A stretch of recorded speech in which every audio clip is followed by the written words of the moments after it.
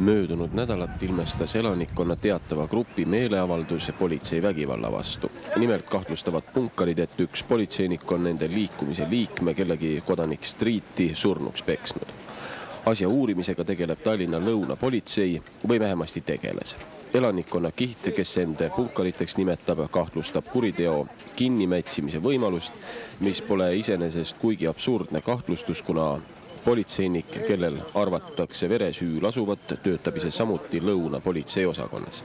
Vähemalt selliste väidete ja kahtlustustega on avalikkuse ette tuldud. Mis nüüd demonstratsiooni puudutab, siis hiilgas see oma läbimõtlematusega ning andis selge pildi sellest, mis toimub siis, kui kokku saavad anarhistid.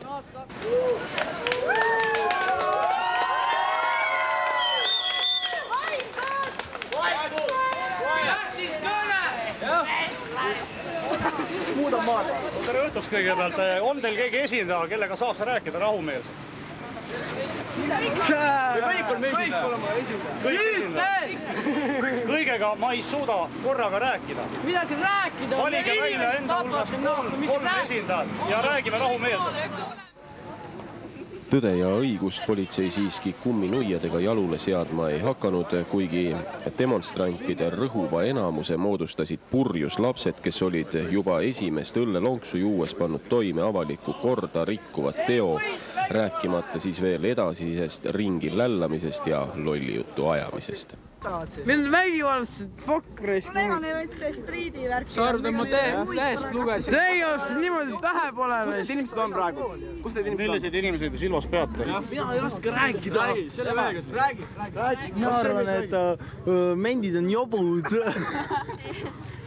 Lahe on. Это анархия полиции. Tuleb ei julge, teema Streeti tapsid ära. Ei, kolme nüüd rohkem ei anna. On esindatud. Aga mitte ainult läbustamine.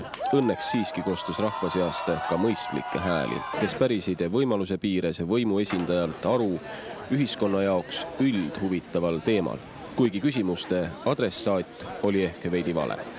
Miks ei võeta maha neid inimesi, kes eksivad? Milleks maetakse kinni kõik politseide eksimused? Milleks mätsitakse kõik kinni, on ju? Miks mätsitakse kinni?